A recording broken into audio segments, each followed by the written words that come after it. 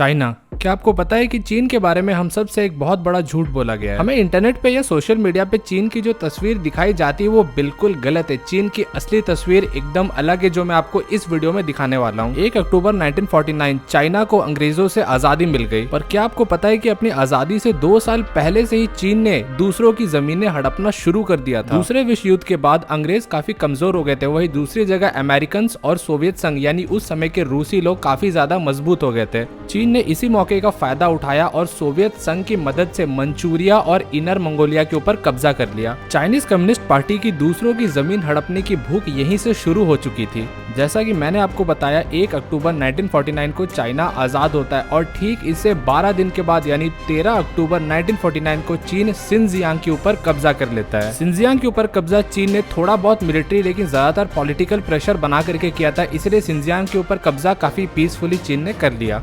इस घटना से ठीक 1 साल के बाद यानी 6 अक्टूबर 1950 चीन की नजरें पड़ी तिब्बत के ऊपर। रोड कंस्ट्रक्शन के बहाने चीनी सेना तिब्बत में घुस गई और धीरे धीरे करके पूरे तिब्बत के ऊपर जोर जबरदस्ती से कब्जा कर लिया। चीन ने अगले 7 महीने ऐसी क्रूरता दिखाई कि जितने भी तिब्बत में रहने वाले निवासी थे, जितने भाग सकते थे भाग करके भारत में आ गए, इंक्लूडिंग दलाई लामा। जितने नहीं भाग सकते थे उन्होंने या तो चीन के विरोध में अपनी जान गंवाई या चीन के दमन को स्वीकार कर लिया। इतना सब कुछ हो जाने के बाद भी और हमारे पड़ोसी का चीन के हाथों चले जाने के बाद भी भारत की सरकार नींद में सोई हुई थी और भारत चीन भाई भाई के नारे में खोई हुई थी। बहुत सारे लोगों को ऐसा लगता है कि भारत ने 1962 की जंग में अक्साई चिन को चीन के हाथों खोया था, पर यह बात सच नहीं है। 1950 में तिब्बत के ऊपर कब्जा करने के बाद से ही चीनी सेना भारतीय सीमा में घुसना शुरू कर चुकी थी और अक्साई चिन के इलाके के ऊपर उनकी नजर काफी लंबे समय से पड़ चुकी थी। चीन धीरे धीरे करके अक्साई चिन के इलाके में घुसता चला आ रहा था और हमारी सरकारें सोई हुई थी। हमारे संसद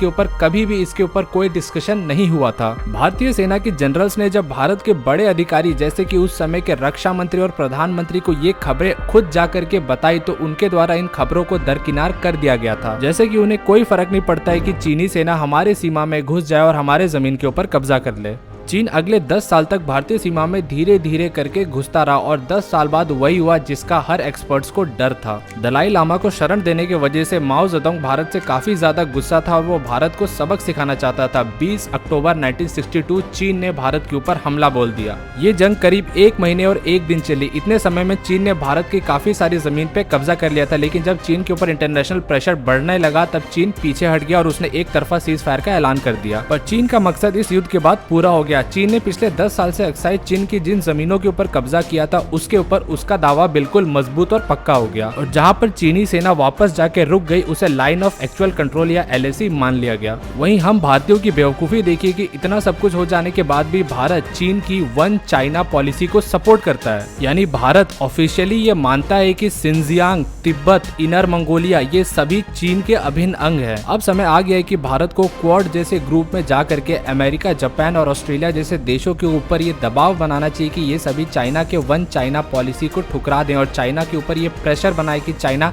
तिब्बत और सिनजियांग को खाली करे।